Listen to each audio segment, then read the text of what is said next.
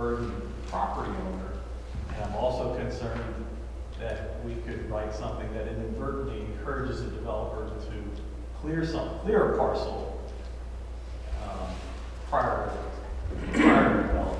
Is it okay if I read something out of this ordinance? Sure. This is White Marsh. This is not a timber harvest ordinance, it's a tree protection standard, and it's in their general ordinances. Applicability. Unless exempt, and here are the exemptions. Except as to heritage trees, this chapter is not intended to apply to removal of trees from a lot containing an existing single-family residence, unless such removal is part of grading activities that impact 5,000 square feet or more of area. However, no property owner or occupant shall be permitted to remove trees if such trees have been planted or preserved to meet the requirements of township ordinances or an application approved by the township. This is something that the Planning Commission has been struggling to address in the past. Also, the removal of trees identified as dead or diseased by the Shade Tree Commission, the removal of trees for sale in the ordinary course of business for horticultural properties such as farms and nurseries. Stop right there. Shade Tree Commission.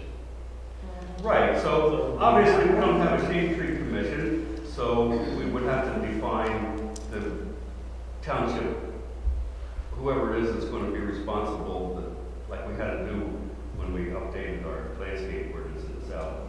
If I can jump in for a second, this is exactly what we talked about the EAC last night that we wanted to avoid, is start litigating some ordinance which has not even been drafted yet. So again, the EAC is saying they're concerned about trees. They're just asking if it's okay if they go ahead and look at drafting an ordinance, and then any details that come out of it can be discussed later. But this is exactly what they're trying to avoid.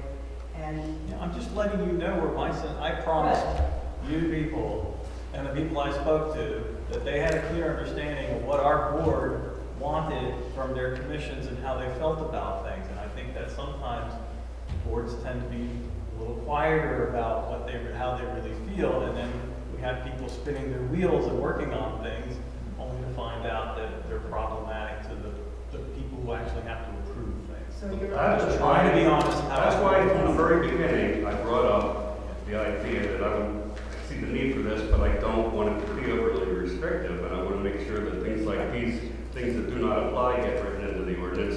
The final one, number 6, being forestry practices. In keeping with established best management practices for selective harvesting and sustained yield forestry. To me, that's too restrictive. I would allow whatever kind of forestry practices somebody wanted. But well, maybe we should just once go again, back. they're not restricting forestry.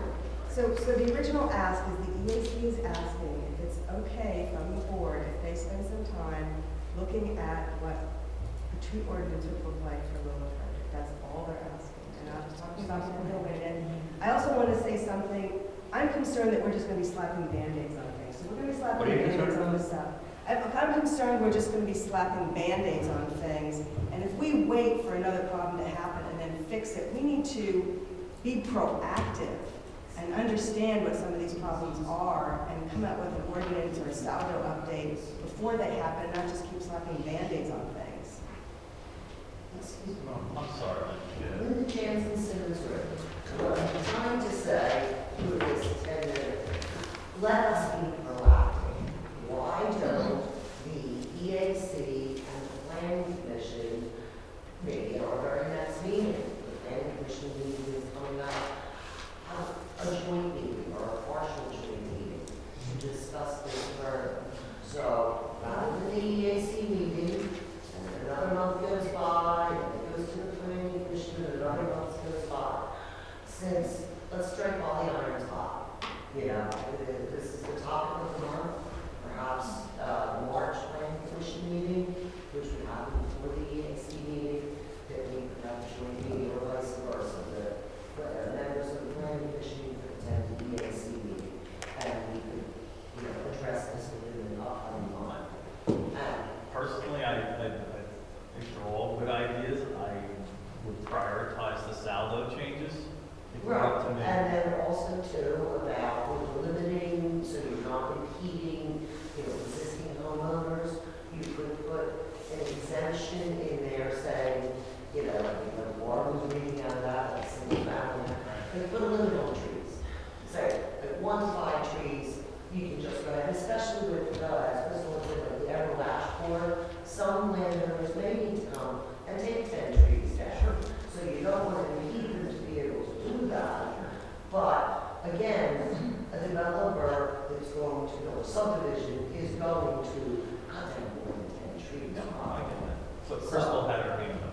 I was just gonna say, I've got no problem with the planning commission and the EAC working together towards a ordinance or 2 ordinances, 2 separate ordinances that make sense for both the situation with the Saldo and the standalone situation. But I would request that we have our solicitor provide some examples to us first. It's easier to react to something than to start from whole cloth and create it. So if we could get some samples of both the Saldo ordinances and the standalone tree protection ordinances, then we can maybe start to cut and paste things together and pull the best out of all of them to create our own ordinance, rather than, we're never going to create an ordinance in this kind of a conversation. The EAC is going to work on it. I have some of these samples here. We Well, don't have to spend another money. If you could share Yeah, those, we have something we can send out. share those with the planning commission so we can start collaborating and doing some cut and paste. Yeah, put them on, if you have a Google Drive account or something, throw them all up there. I'm sorry. To put your mind, hopefully put your mind at ease, I'd like to point out the irony that when Ernie stood up and talked about bamboo, Right. Warren did not care to add that property control restriction. So the people on the EAC and the whole idea that environmentalists are going to control everything everybody can do is not what we're trying to do. We're trying to put some science behind the ordinance. That's it. That's all we're trying to do, is call out the science to make sure that whatever ordinance you do come up with has some basis in fact of the reality of what we're going to live through in the next 30 years. I just see it as one of the outcomes is if you make something that's difficult for people, they just won't do it. Right? Well, and we're not talking about 10 trees, we're not talking about an acre of trees, All we're right, talking about the Large Right. trees coming in. I agree. Right. And other false pretenses to, with no enforcement. I'm doing a lot of talking. Any of you have any other ideas or concerns? From the Saldo standpoint, I think you already pointed out the tree survey, tree replacement, clock starting at 5 years, so that sounds like the planning commission kind of a starting point. Ordinances on logging, defining logging, and protecting the land. Sounds like a good conversation. Your crew meetings are 4 days apart in March, so I'm sure we can hammer it out in March. Yeah. And it sounds like there's consensus, the EAC and the planning commission are working together, so it sounds like you guys are all ready to move forward. But we need something to look at first. So Warren, we can have stuff to Mark, and Mark can send it out to the planning commission.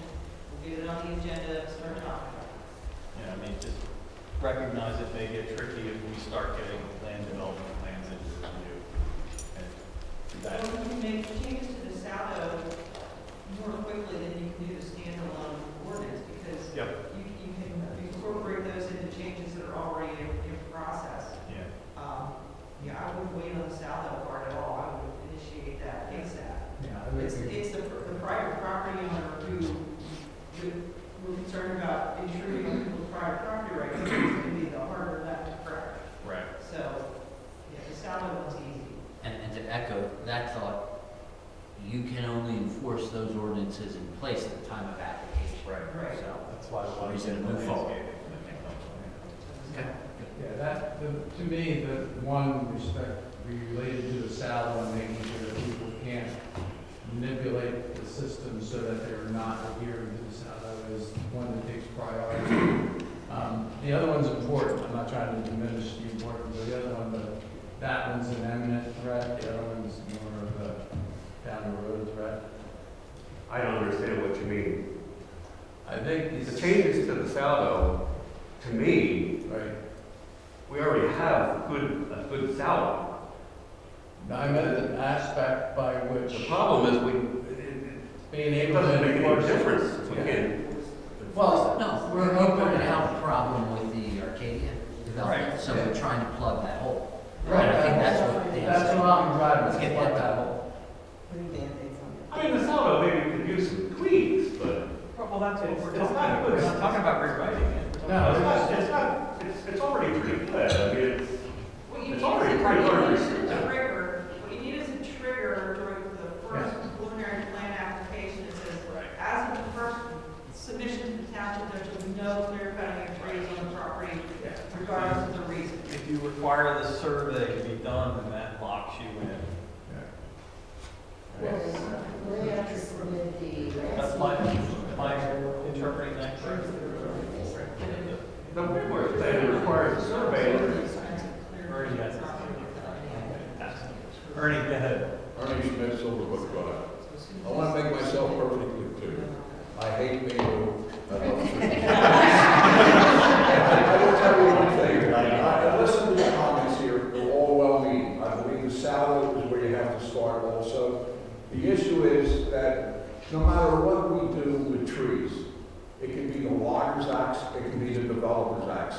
We can't control nature. This past year, along with the insects we have, the diseases that are hitting our trees, we've lost more trees with the winds. Everything has ravaged this whole area. You can never replace some of the trees that we're taking down. Sure, we're always planting, but that's our nature. On my own lot, I've lost all my elm trees, they're gone. I'm losing my ash trees. God only knows what other trees are going to go.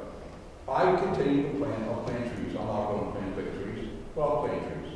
But it's something that we can't stop the forces of nature, no matter what we do with the saddle, no matter what we do with the logging ordinance. We can't stop nature, but we're moving in the right direction. Thank you. I think any other questions? Comments? I believe we are. So our next meeting is March the 10th, which is 1 week later than normal. And that's due to some scheduling. I'll move to adjourn. I'm sorry, we have more. No, Amy Sachs, 6 Lower, just one comment, just to comprehensive plan and everything that we're talking about. Obviously, the ordinance is out of that everybody's supposed to be coming together and following that guiding document. I guess I would also ask, as we look at incoming developers, that the planning commission be mindful about not just specific ordinances that are already in place or what is or isn't, but just like recently at Melbourne, we shifted back to the original plan due to the number of homes and took out quite a lot of acres of trees.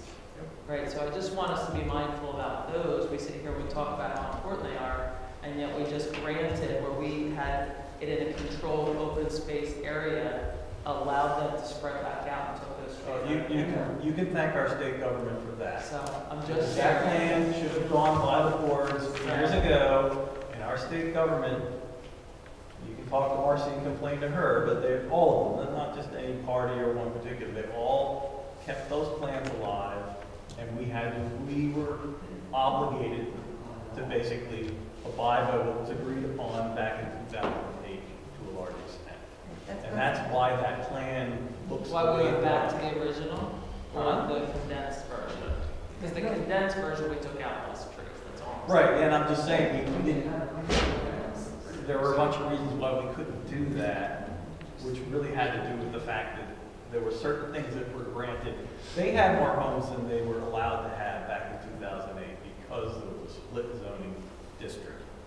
And the board at the time was trying to build a new sewer plant, and they worked with the developers so that they got as much extra as they could get with the hope that they were going to help build this new sewer plant.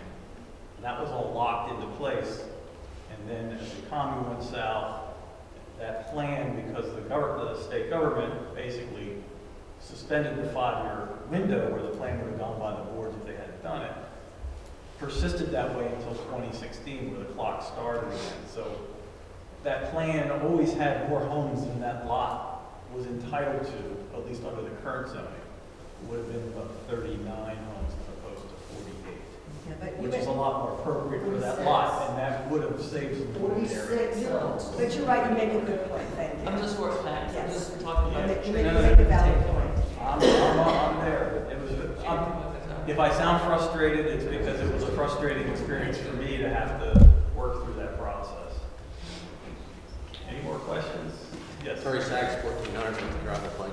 I'm a little discouraged in the board here that nobody had contacted the fire company over the fallen fireman and the family. Nobody, not one person here on this board. You better take consideration into your emergency service people a little more than what you are. Now, I'm just a little discouraged. Okay? Bob Burns. Burns, River Road. I just wanted to put my name in for the EACs. I talked to Ruth and Lauren, since they're the chairs, co-chairs, since they're missing a person on the board. So that's something that you guys want to take into consideration. I think Mark's the best person to talk to.